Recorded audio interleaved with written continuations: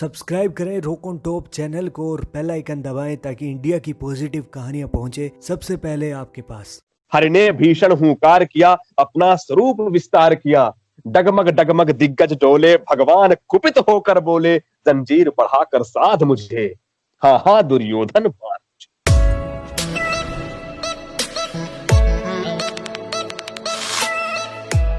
मैं दर्शकों को बता दूं कि आज का जो प्रोग्राम है वो बहुत ही खास होने वाला है, क्योंकि आज हमारे साथ बहुत ही खास मेहमान जुड़े हुए हैं जिनका नाम है संदीप द्विवेदी जी। मैं थोड़ा सा ब्रीफ इंट्रोडक्शन देना चाहूंगा दर्शकों को। संदीप द्विवेदी जी अपनी कविताओं के माध्यम से युवाओं को प्रेरित कर रहे हैं, इंस्पायर कर रहे हैं। ऐसा उनकी कविता में साफ साफ दिखता है कि कोई निराश या हारा हुआ इंसान आपकी अगर कविता सुनेगा तो मुझे लगता है कि वो एक ऊर्जावान हो जाएगा और एक उसमें कह सकते हैं कि एक पॉजिटिव एनर्जी उसके अंदर आ जाएगी। सबसे पहले बहुत बहुत शुक्रिया हमारे साथ जुड़ने के लिए। और दूसरा, हम जानना चाहेंगे आपके सफर के बारे में थोड़ा सा। उससे पहले हम आपकी एक शानदार कविता जिसको 20 लाख से ज्यादा लोगों ने प्यार दिया है यूट्यूब पर, आपकी एक कविता जिसका शीर्षक है सब जाग रहे तू सोता रहे, इस शीर्षक के नाम से वो कविता है, तो उसी कविता से हम शुरुआत करेंगे। इससे पहले मैं एक और काम करना चाहूंगा। आपने प्रशंसा काफी अधिक कर दी। बस आप लोग का प्यार है कि बस थोड़ा बहुत लिखता हूँ और आप सब तक रखता हूँ और आप सबका प्यार मिलता है। तो आप ही कविता की तरफ चलते हैं। सबको एक बार अपने जो यहाँ पे दर्शक हैं उन सबको बहुत बहुत धन्यवाद करता हूँ कि अपना समय दे रहे हैं। और जो कविता मैंने ये लिखी थी, सब जाग रहे तू सोता रहे, दरअसल ये मेरे पिताजी की एक तरह से डांट है। मेरी बीच में कभी तबीयत खराब हो गई थी। उसमें ऐसा हुआ था मुंजी की थोड़ा सा कुछ अच्छा महसूस कर नहीं रहा था और ऐसे ही तो फिर अचानक से मुझे पिताजी की डांट याद आई कि मैं सब जाग रहे तू सोता रहे, किस्मत को थामे रोता रहे, जो दूर है वो तो मिला ही नहीं, जो पास है वो भी खोता रहे, सब जाग रहे तू सोता रहे। इसकी एक आखिरी पंक्ति है कि माना के मुश्किल भारी है पर तुझमें क्या लाचारी, माना के मुश्किल भारी है पर तुझमें क्या लाचारी है, ये हार नहीं बाहर की है, भीतर से हिम्मत हारी है। उठ रहे यहां सब गिर गिर कर, उठ रहे यहां सब गिर गिर कर, ना उठ तू यूं ही लेटा रहे, सब जाग रहे तू सोता रहे, सब जाग रहे तू सोता रहे, जो दूर है वो तो मिला ही नहीं, जो दूर है माना मिला नहीं, जो पास है वो भी खोता रहे। ऐसे करके है, मुझे उसकी पूरी पंक्तियां याद नहीं है इस तरीके से। बहुत खूबसूरत, बहुत खूबसूरत। तो संदीप जी, मैं शुरुआत करूंगा कि किस तरीके से ये सफर शुरू हुआ, मतलब कब से आपने शुरुआत की और किन चीजों ने आपको मोटिवेट किया इस सफर को आगे बढ़ाने के लिए? मेरे दादाजी को थोड़ा साहित्यिक लगाव था और वो कविता कहानियां और इन सब चीजों में थोड़ी रुचि लेते हैं। हालांकि कोई वो लेखक कवि नहीं है, लेकिन हाँ, वो संस्कृत विषय चूंकि अपने विद्यालय में पढ़ाते थे, शिक्षक थे, इसलिए हमारे घर का माहौल थोड़ा सा इस तरीके से था। और वो हमेशा कोई ना कोई पंक्ति बोलना, कोई ना कोई कविता बोलना, इस तरीके से चलता रहा। और ये कहीं ना कहीं आप इसे स्रोत मानिए जो मेरे अवचेतन मन में ऐसे एक घर कर रहा होगा। और जब मैं स्कूल में आया, स्कूल में ऐसे छोटे मोटे ऐसे अवसर मिलते रहे थोड़ा बहुत इस तरीके से। लेकिन जहाँ एक ऐसा हुआ कि जब मैं कॉलेज में गया तो कॉलेज में मुझे अवसर मिला कि भाई इस ओकेशन पे ये कविता पढ़नी है, कुछ पढ़ना है, कुछ सुनाना है। तो मैंने बस वहां पे वो मौका हाथ से नहीं जाने दिया। मैंने उस मौके को मैंने सोचा कि मुझे करना ही है। मैं करता हूँ थोड़ा सा स्टेज में खड़े होकर के, जितनी बार कैसे क्या लगता है वो सारी घबराहट झेल लेनी है एक बार। तो इस चक्कर में और इस तरह से कॉलेज में एक शुरुआत बनी। वैसे संदीप जी, हमने आपको एक कवि के रूप में देखा है और जो आपके दर्शक हैं, श्रोता हैं, वो भी आपको एक कवि के रूप में देखते हैं। इसके पीछे और कोई भी एक कह सकते हैं पर्सनैलिटी है क्या? मुझे पेंटिंग करने का शौक है और जो बच्चों को थोड़ा मोटिवेट करने का मेरा शौक है। मुझे हमेशा ये लगता है कि मैं इस चीज पे बिलीव करता हूँ मोंटी, कि ये सब सारी थॉट्स ना सारी चीजें करती हैं, सारे काम करती हैं। अगर मैं आपकी आंख में पट्टी बांधूं और आपको मैं कहूं कि मैं आपको किसी कैफे में ले जा रहा हूं और आपको मैं अगर कुछ भी ना बताऊं और आपको मैं सीधे शमशान घाट में बिठा दूं और मैं कहूं कि आप वहां पे बैठ गए हैं, तो आपके दिमाग में कैफे ही रहेगा। बिल्कुल। लेकिन अगर मैं उन्हें वहां पे कह दिया आपसे कि आप यहाँ पर बैठे हैं, तो आपका मन तुरंत अलग, अरे आपके अंदर घबराहट, एक फिल्म तैयार हो जाएगी। तो मुझे ऐसा लगता है कि जो जो अब चाहे अपने गांव के बच्चे हों या कहीं पर भी हों या जिनसे मैं बात करता हूं, तो मैं ये चाहता हूं कि अगर उन्होंने थोड़ा सा कुछ कमतर भी सुनाया या कि थोड़ा सा ये भी सुनाया, तो मैं जितना उनके लिए बोल सकता हूँ, जितना उनको ये कर सकता हूँ, कुछ पॉजिटिव मैसेज दूं और उनके सामने रखूं, ये मेरा हमेशा लगाव रहा है।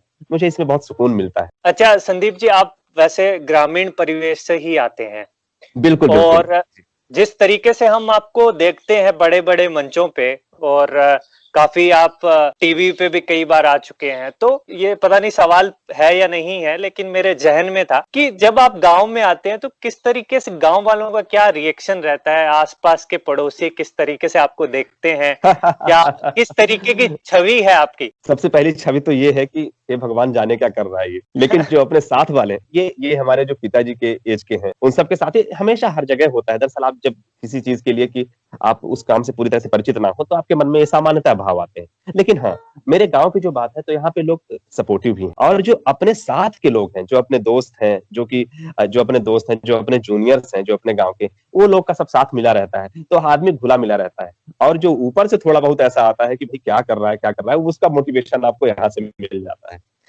और धीरे धीरे अगर अभी की बात करें तो सबका साथ मिलता है और सबका अपना सपोर्ट मिलता है, सब हमेशा जुड़े रहते हैं। मैंने आपकी कुछ एक वीडियोस देखी थी बहुत पहले की, जिसमें आप रामधारी दिनकर जी की एक कविता है। हाँ, रामधारी महाकवि रामधारी सिंह दिनकर जी की बहुत चर्चित और बहुत ही प्रसिद्ध रचनाओं में से है, और बहुत ही सुंदर उसमें कर्ण के जीवन को दिखाया गया है।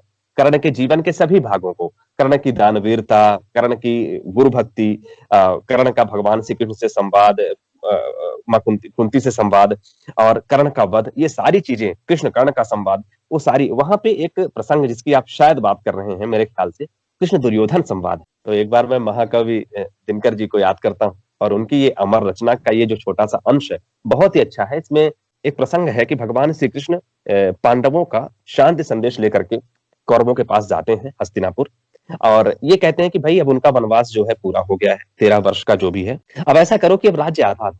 तो वहां पे दुर्योधन कहता है कि आप राज्य आधा आधा करने की बात कर रहे हैं, मैं आपको तिनका नहीं देंगे। और फिर बाद में आगे क्या होता है कि वो भगवान कृष्ण को ही बांधने की चेष्टा करने लगता है। तो भगवान कहते कि तुम मुझे बांधोगे, तुम्हारी हिम्मत है, तुम मुझे पहचानते हो मैं कौन? तब भगवान ने अपना विराट स्वरूप कर लिया, लो बांधो, ये इसको बांध सको तो बांधो। और उन्होंने इतना विराट स्वरूप कर लिया कि सब उनके सामने सच में तिनके के समान दिखाई देने लगे, छोटे छोटे कण दिखाई देने लगे, इतना विराट स्वरूप, किसी की आंखें चकौंधी आ गई। तो वहां पर जब वो विराट स्वरूप दिखाते हैं, महाकवि दिनकर जी ने उसी विराट स्वरूप का बड़े अच्छे शब्दों में वर्णन किया, बड़े दिव्यता के साथ वर्णन किया है। आपको ये रचना पढ़ते हुए लगेगा कि आप भगवान श्री कृष्ण को देख रहे हैं।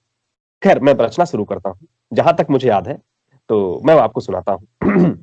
वर्षों तक वन में घूमूं, वर्षों तक वन में घूम घूम, बाधा विघ्नों को चूम चूम, सह धूप घाम पानी पत्थर, पांडव आए कुछ और निखर।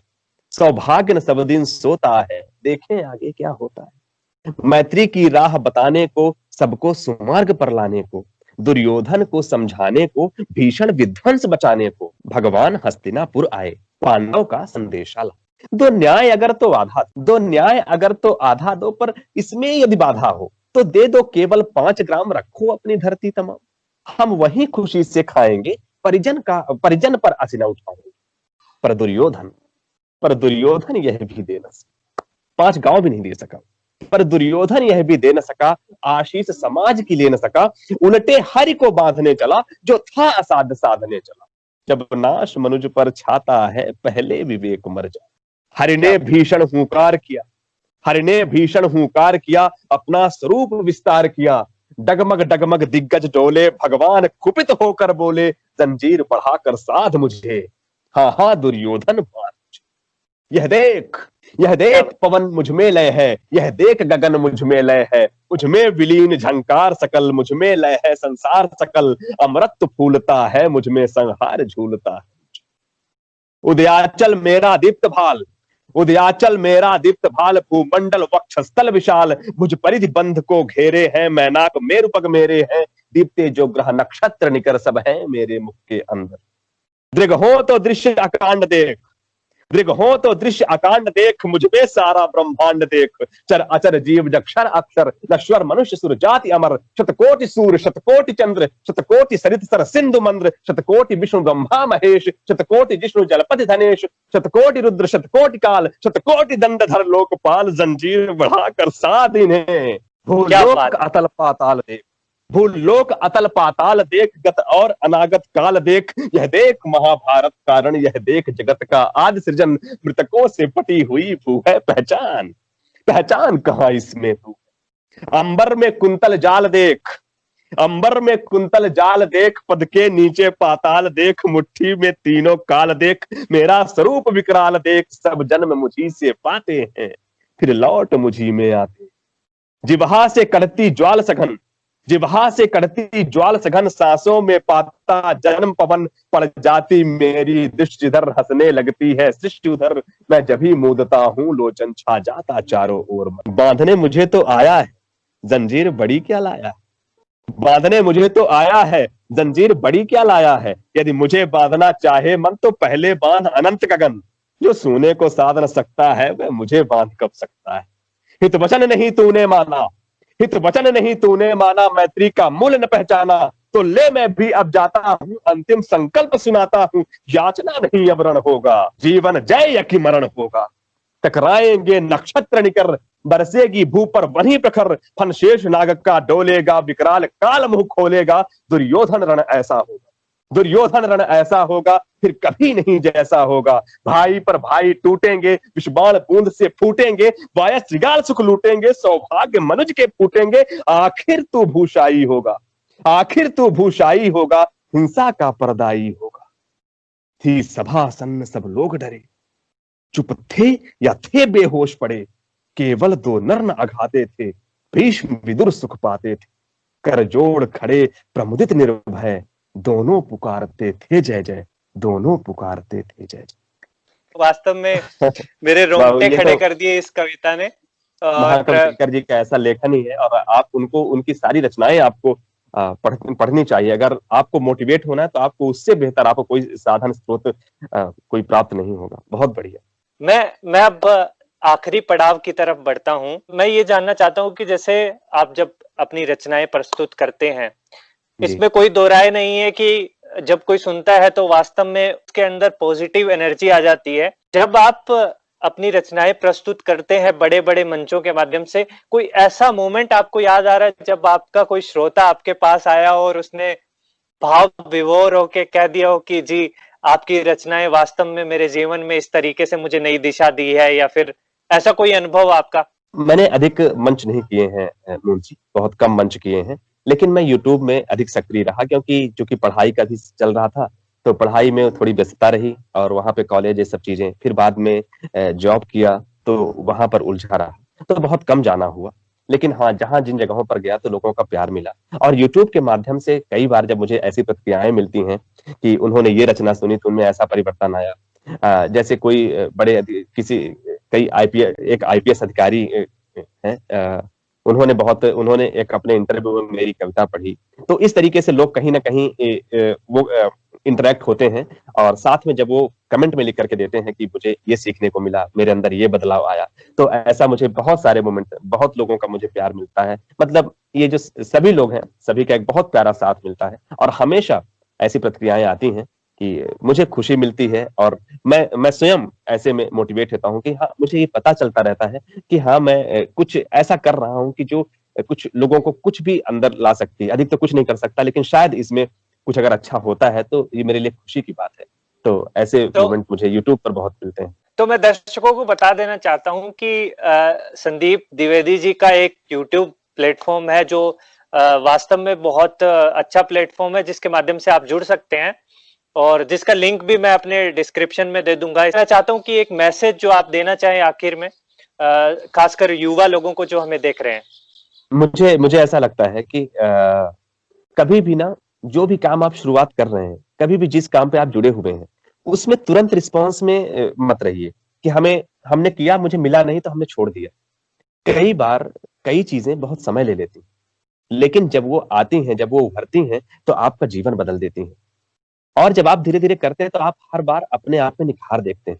तो उसको देख करके आप उत्साहित रहिए। आप अपना हार मत मानिए कि अगर आपका उद्देश्य अच्छा है, आपने काम अच्छा चुना है, लोगों को एक सामाजिक स्तर का, लोगों के कल्याण का कुछ अच्छा उद्देश्य है आपका, और अगर आप उस उद्देश्य में काम कर रहे हैं, तो एक न एक दिन लोग जरूर स्वीकारेंगे, एक न एक दिन लोग जरूर अपनाएंगे। तो कभी भी आप अपने काम पे जो भी है, आप तैयारी कर रहे हैं, अगर आप विद्यार्थी हैं, आप तैयारी कर रहे हैं, आप कोई आर्टिस्ट हैं, कुछ काम कर रहे हैं, और इन सब में आ रहे हैं, तो अगर शुरू में रिस्पॉन्स नहीं मिलता, तो आप उसमें परेशान ना हो। थोड़ा समय दें अपने को भी और लोगों को भी, कि लोगों तक आप पहुंचे, और धीरे धीरे ये प्रक्रिया चलती रहेगी, तो आप में स्वयं ही बदलाव होगा। मैं तो एक ही संदेश इसका, और उसमें सारी चीजें आ जाती हैं कि जीवन में कभी भी अपने आप को हारा मत मानिए, और ये मत समझिए कि मैं ये काम नहीं कर सकता।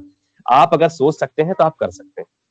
जी बिल्कुल। और एक बात जी और कहना चाहूंगा कि जो ये सोशल मीडिया प्लेटफॉर्म है, इसका आप बिल्कुल अच्छा उपयोग करिए।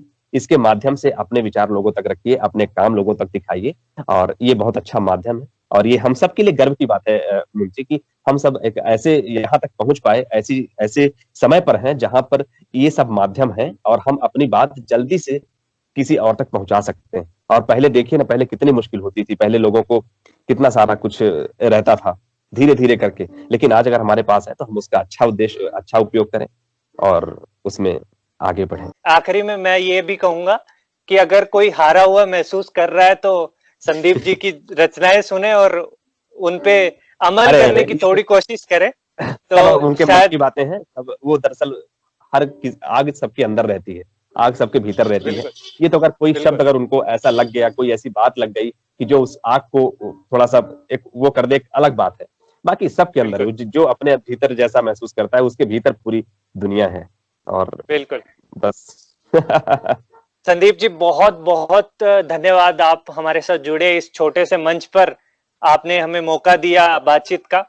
और एक बार फिर मैं आपके भविष्य की बेहतर कामना करते हुए मैं यहीं अपनी बात को विराम देता हूं।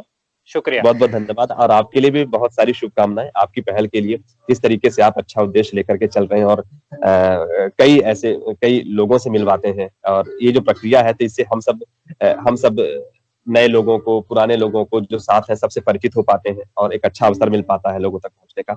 बहुत बहुत धन्यवाद, और सभी दर्शकों को मेरा प्रणाम, और यूं ही साथ बना रहे। और धन्यवाद मुंजी, धन्यवाद। बहुत बहुत शुक्रिया।